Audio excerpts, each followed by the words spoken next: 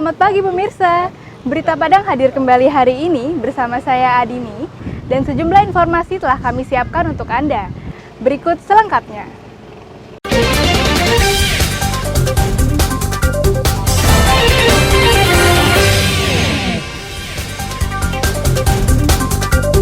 Seorang ibu melahirkan di jalan dalam perjalanan menuju puskesmas.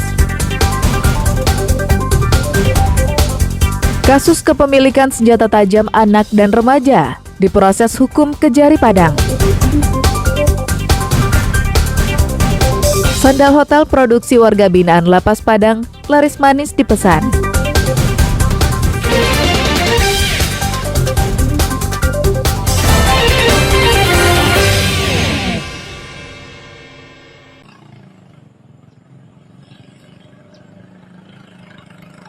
Dalam video amatir yang diabadikan warga setempat, Reni, ibu muda yang berusia 25 tahun yang tengah hamil tua, dibawa dengan tandu menuju puskesmas Kotobalingka Sabtu pekan lalu.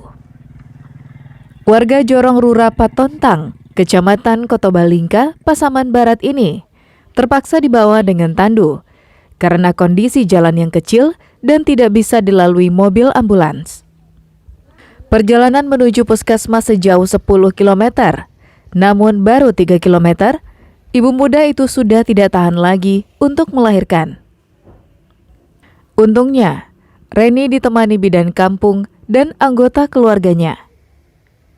Bidan kampung juga telah membawa peralatan medis secukupnya, sehingga Reni langsung dibantu untuk melahirkan di pinggir jalan. Proses melahirkan berjalan normal dan lancar. Reni dan bayinya selamat. Dibawa dengan tandu. Jadi pas ini dibawa dengan tandu dan didampingi oleh bidan Jorong.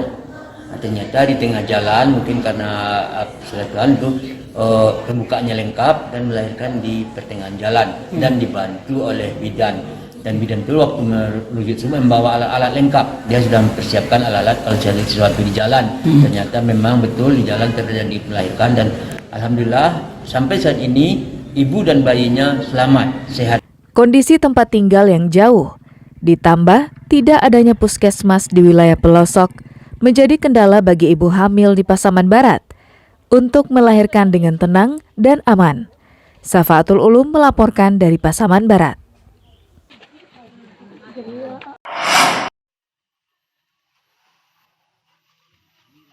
Pembangunan hunian tetap bagi warga yang terdampak gempa magnitudo 6,1 pada 25 Februari 2022 lalu sudah mulai dilaksanakan. Pengerjaan dimulai di Nagari Kajai, Kecamatan Talamau. Dananya berasal dari BNPB. Hingga kini, 15 unit rumah sudah selesai dan siap untuk ditempati setelah adanya pengesahan dari pemerintah kabupaten. Sementara yang lainnya masih dikerjakan. BNPB rencananya akan membangun lebih dari 1.000 hunian tetap untuk menggantikan rumah warga yang rusak berat. Rumah tersebut berukuran 6 x 6 meter dan menghabiskan dana sekitar 50 juta rupiah per unitnya. Salah seorang warga penerima huntap berterima kasih kepada pemerintah sebab rumahnya yang runtuh beberapa waktu lalu sudah ada gantinya. Banyak terima kasih banyak. Alhamdulillah rumah yang rusak itu saya akan sudah kembali lagi. Alhamdulillah, mudah-mudahan langgeng kami pakai rumah yang baru ini. Alhamdulillah. Berapa hari? Satu minggu. Oh, baru satu minggu. Kalau pemindahan dari kemarin ini nanti kalau sudah datang pengesahan nanti sudah menerima orang itu baru bisa pindah kemari. Nah itu. Menurut Kalaksa BPBD Kabupaten Pasaman Barat, dalam percepatan pembangunan hunian tetap ini, tahap awal akan dibangun 50 unit. Selain itu, dalam data sementara, sekitar 220 unit rumah diperbaiki masyarakat secara mandiri. Sekarang yang 15 sudah siap, tapi belum dihuni. Kemudian yang lainnya itu dalam proses. Kemudian juga dalam penanganan ini yang 1.111 itu ada yang sudah handbase dan sendiri dan tiap-tiap wisuda jenis per satu jenis mereka akan menilai nanti, sehingga dana itu langsung kita transfer melalui BPBD ke warga yang terdampak. Menurut data dari BPBD Pasaman Barat, akibat gempa pada akhir Februari tahun lalu, sebanyak 1.111 rumah rusak berat. Sementara rusak sedang 1.171 unit dan rusak ringan 2.524 unit. Safatul Ulum melaporkan dari Pasaman Barat.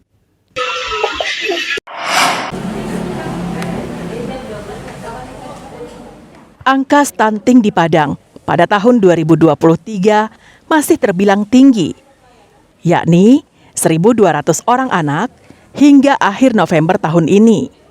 Semua stakeholder terus berupaya menekan angka stunting, tidak hanya pemerintah, namun juga dilakukan oleh anggota DPRD Sumbar. Anggota Komisi 3 DPRD Sumbar ini memberikan pemahaman upaya pencegahan stunting kepada masyarakat melalui sosialisasi peraturan daerah di kawasan Ula Karang, Kecamatan Padang Utara, pada Sabtu pekan lalu. Ya kan begitu, karena kan umur dari 1 sampai 5 tahun. Nah, akibat stunting itu kan pasti pada saat dia di dalam kandungan ibunya mungkin kurang gizi, kurang asupan.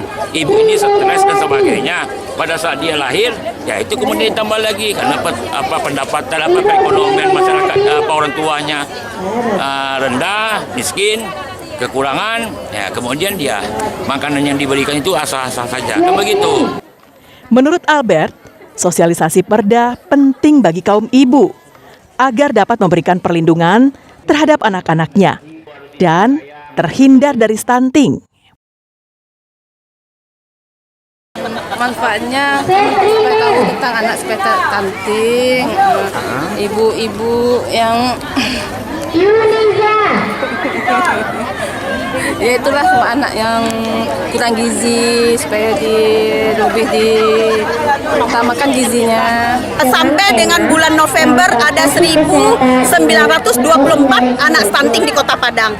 Tapi karena memang pelayanan yang kita lakukan di Posyandu, Puskesmas, klinik maupun Pustu, itu kita tahu bahwa memang di Posyandu itu petugas kita dibantu oleh kader. Akhirnya kita lakukan validasi kembali. Akhirnya sesudah kita validasi dapat angka 1.200 kasus stunting sampai dengan bulan November Kota Padang. Angka stunting bisa ditekan jika seorang ibu memahaminya sejak hamil terkait asupan makanan apa saja yang dibutuhkan.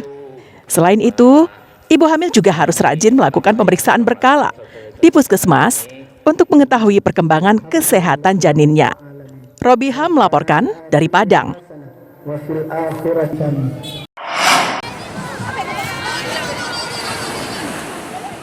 Kondisi pantai Gandoria di Pariaman terlihat lebih bersih dari biasanya. Seiring dengan meningkatnya kesadaran pelaku wisata untuk menjaga kebersihan pantai, pengunjung yang datang pun merasa lebih nyaman untuk berwisata. Selain ramai, kondisi di sepanjang pantai terlihat bersih dari sampah. Pengunjung bisa melepaskan kegembiraannya dengan bermain ombak, bermain pasir, duduk-duduk di pinggir pantai, atau mandi-mandi di laut. Wisatawan yang datang lebih banyak dari luar provinsi yang sengaja datang pada pagi hari sambil menikmati sarapan pagi yang disediakan pedagang di pinggir pantai. Suasana keindahan pantai Gandoria saat ini membuat pengunjung senang, baik untuk wisata keluarga maupun wisata kelompok remaja. Bagus Pak, pantainya bersih, pelantarannya juga luas, ombaknya juga apa Pak? Bagus. Senang ya? Senang sekali Pak. Kenapa? Seru, apalagi sama-sama kawan-kawan Pak. Salah satunya dia memiliki pantai yang bersih, yang tidak tercemar oleh sampah gitu. Senang. Senang. Kenapa? Ya karena selagi bersama teman-teman, ini juga kayak hal yang jarang dilakukan Pak. Apalagi vibes-nya ini kan bersama teman-teman, jadi beda gitu kalau sama keluarga. Membaiknya kesadaran pelaku wisata untuk membersihkan pantai pada pagi hari ataupun saat pengunjung meninggalkan lokasi setelah adanya pendekatan kepada pelaku wisata oleh pejabat dana dinas terkait untuk berperilaku wisata bersih. pedagang tuh sangat setuju dengan arahan Bapak PD Wali Kota ini supaya kalau ibu berjualan di sini harus mematuhi kebersihan di sini. Jadi keuntungannya kepada pedagang itu pengunjung nyaman dan ada kesannya aja. Keindahan objek wisata Pantai Gandoria memang tidak diragukan lagi.